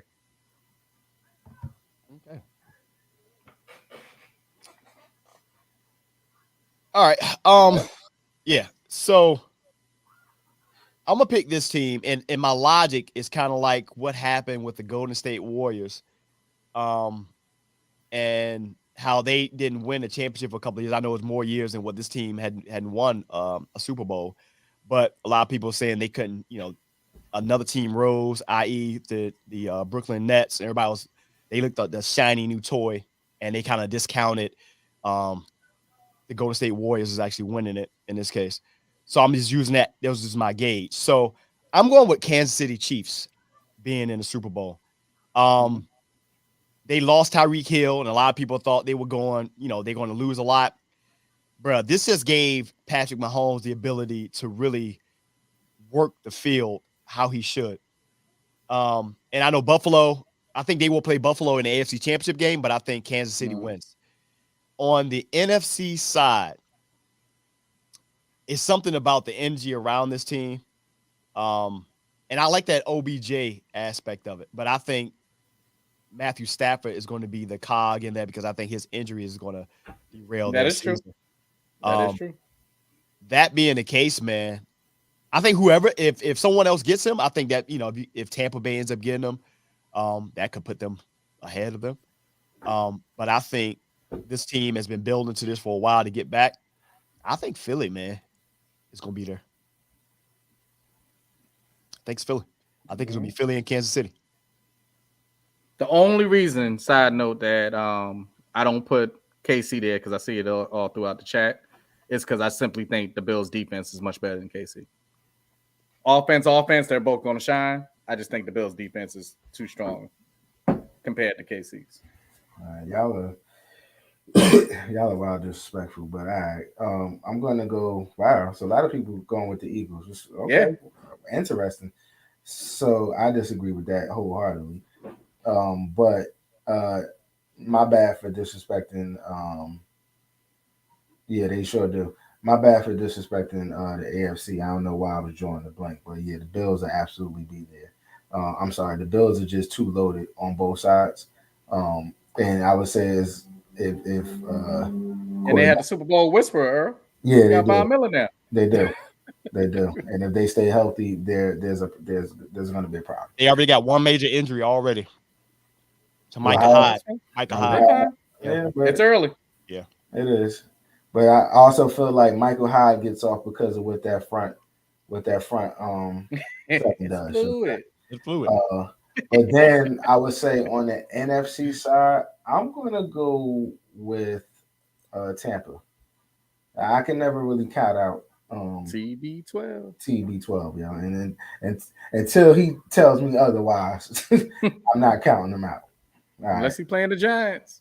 And then, all right, I'm gonna say this, and then I don't want no conversation after this. Yo, the Giants going to the playoffs, and we're gonna make some noise. That's it. I'm going on mute. That's not a bad take. Because I see them making the playoffs. That's not a bad take. No. They ain't the. I said we're gonna make some noise. That's all I'm gonna say. Dave is looking back. He's looking around. That's cool. Remember week 3, we had this conversation. Dave walked away. Cool. Remember week 3, we had this conversation. No, we ain't gonna cut my feed. You know what I'm saying? Need to cut. We weren't talking after that. Nah, because Eric wanted to say some shit. It's the same person that's sticking his middle finger up in church, right? Okay. Need to cut his feed. Need to go say 50 Hail Marys for that. Shoot. All right, I'm done. All right, man. I mean, shout out to Madden championships. Go ahead though. Yeah, he did. Yeah. Go ahead and talk about it, Dave. Go ahead and talk about it. We good. We good. No. Go ahead, cut it off right there. He fit him. You know, you won his first chip. No, we good. We good. Okay. Oh, again, man, thank you for another episode. Great episode. Thank you for all the interaction, comments, and everything else. Picks. It's week 3, going into week 4, the Thursday night of the Hot Seat Podcast presents Football Talk. Enjoy your games. Make sure, again, that you drive and tailgate wisely. You know, make sure you get all your fancy lineups in. You still got roughly about an hour and 34 minutes before the tip-off first game, red zone, whatever you need, man. Yo, it's a hot seat, bro. And we are definitely out here because now I got to go make some mimosas. Let's go get it.